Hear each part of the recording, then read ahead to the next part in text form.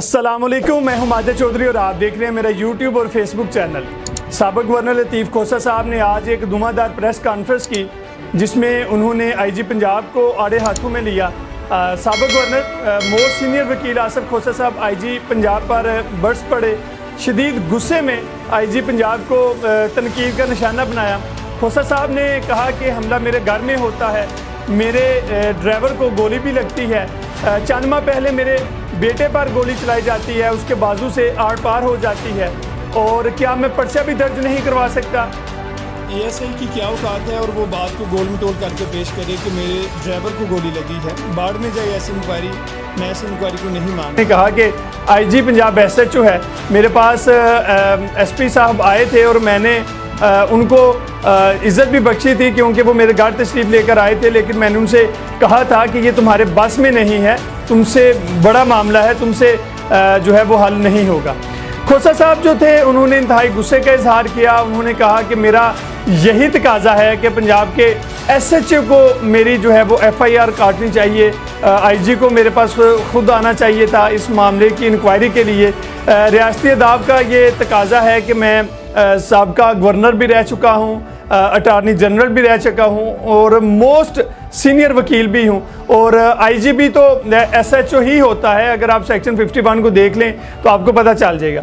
IG रोज़ाना की बुनियाद पर जो है वो प्रेस कॉन्फ्रेंस करता है, इसको पकड़ लिया, उसको ट्रेस कर लिया, जियो फेंसिंग की मदद से उसको जो है वो ट्रेस कर लिया है। खोसा साहब का कहना था भाई बंद करो ये सब ड्रामे। ये 4 महीने पहले जब मेरे बेटे पर हमला हुआ था तो मुझे कोई रिपोर्ट नहीं मिली आज तक उसकी, मुझे कोई इतला नहीं उसकी दी गई।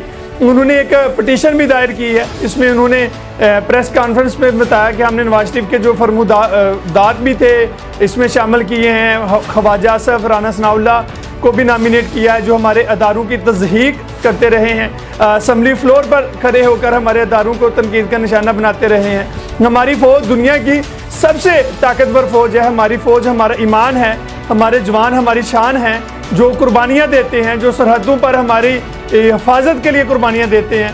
पाकिस्तान इसलिए बना था क्या कि यहाँ पर कोई हाइब्रिड सिस्टम जो है वो हो, यहाँ पर किंग पार्टियाँ बनाई जाएँ, किसी को तोड़ा जाए, किसी को बनाया जाए, किसी की वफादारियों की तजलील की जाए।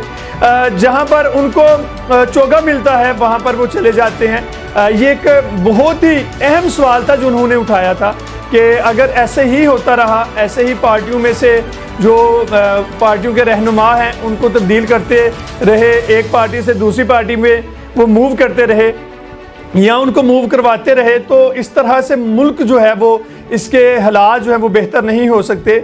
इस तरह से जो मुल्क है वो तरक्की की राह पर गामज़न नहीं हो सकता।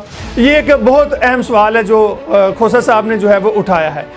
खोसा साहब ने कहा कि किरदार नहीं तो कुछ भी नहीं है, वफादारी नहीं है तो इंसान नहीं है। बिल्कुल बहुत दुरुस्त पॉइंट की उन्होंने निशानदही की है। खोसा साहब ने कहा कि पीपल्स पार्टी में से भी बहुत से परिंदे जो हैं वो उड़ गए थे, उस तरह माजी में भी पीपल्स पार्टी को जो है वो तनहा छोड़ दिया था। क्या पीपल्स पार्टी ख़त्म हो गई थी?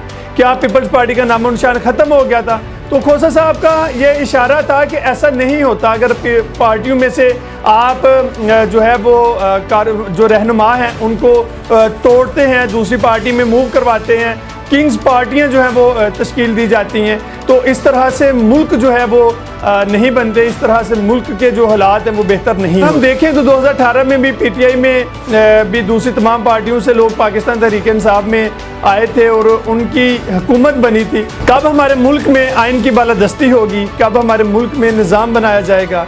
और तो इन्होंने ये एक पटिशन जो है वो दायर की है। इसमें वो चाहते हैं कि हमारे जो अदारे हैं उनकी बालादस्ती हो, हमारे अदारों की जो है वो एक उनका मकाम हो, उनकी एक इज़्ज़त वक़ार से उनको जो है वो देखा जाए। हमारे मुल्क का आइन मजबूत हो, हमारे मुल्क की फ़ौज जो है वो मज़ीद मजबूत हो। हमारी फ़ौज हमारा एहसासा है, हमारे नौजवान जो फ़ौजी सरहदों पर इस वक्त अपनी ड्यूटी सर अंजाम दे रहे हैं वो हमारी शान है, और उनकी कुर्बानियों से ही पाकिस्तान कायम दायम है और पाक आर्मी जो है वो हमारा फ़ख्र है। दूसरा जो कल एक बहुत अफसोसनाक वाक़या जो है वो कलर कहार में पेश आया, जिसमें जो है वो एक बस जो है वो मुसाफिरों से बरी जो है वो उल्ट गई थी। उसमें जो है वो तकरीबन ये पंजाब के शहर चकवाल में मोटरवे पर साल्ट रेंज कलर खार के मुकाम पर जो है वो मुसाफिरों से बड़ी बस जो है उसको एक हादसा पेश आया है और इसमें तकरीबन 12 अफराद जो हैं वो हलाक हुए हैं और 15 जो हैं वो ज़ख्मी हैं। हादसे में जो हलाक होने वाले हैं उनमें 3 ख़वातीन 2 बच्चे भी शामिल हैं और ये हादसा जो है रावलपिंडी से जंग जाने वाली जो मुसाफिर कोच को पेश आया, जिसमें मोटरवे हकाम के मुताबिक अमले समेत 32 से ज़्यादा अफराद सवार। इसमें बताया जा रहा है कि जो बस ड्राइवर है वो भी मौके पर उसकी जो है वो डेथ हो गई है। मोटरवे पुलिस के जो तर्जमान हैं उनके मुताबिक बस को हादसा तेज़ रफ्तारी के बायस पेश आया। लेकिन यहाँ पर एक सवाल है कि इस तरह के जो ख़तरनाक जो रास्ते हैं, जो दहलवान रास्ते हैं, इनमें जो हमारे मोटरवे पुलिस है इसकी जो है वो हर 3-4 किलोमीटर के ऊपर चौकी भी बनी है। पुलिस जो है वो बाइक के ऊपर भी जो है इसको सारे सिस्टम को वाच करती है, देखती है। तो अगर इन चीज़ों को प्रॉपर अगर देखा जा रहा है तो अगर कैमरे भी नस्ब हैं वहाँ पर, ये मोटरवे हकाम का जो है वो कहना है, तो फिर इस तरह के वाक़यात जो है वो पेश आना ये एक बहुत ही अफसोसनाक बात है। इस तरह के वाक़यात से जो है वो ड्राइवर जो हजरात हैं उनको चाहिए कि एहतियात बरतनी चाहिए। इस तरह की डहलवान रास्तों के ऊपर जब बार बार आप ब्रेक लगाते हैं तो ज़ाहिर सी बात है जो ब्रेकें हैं वो फेल भी हो जाती हैं और फिर जब आपको ब्रेक लगाने की ज़रूरत पेश आती है तो आपकी जो गाड़ी है वो आपके कंट्रोल से बाहर हो जाती है और इस तरह से ये हादसा जो है वो पेश आते हैं।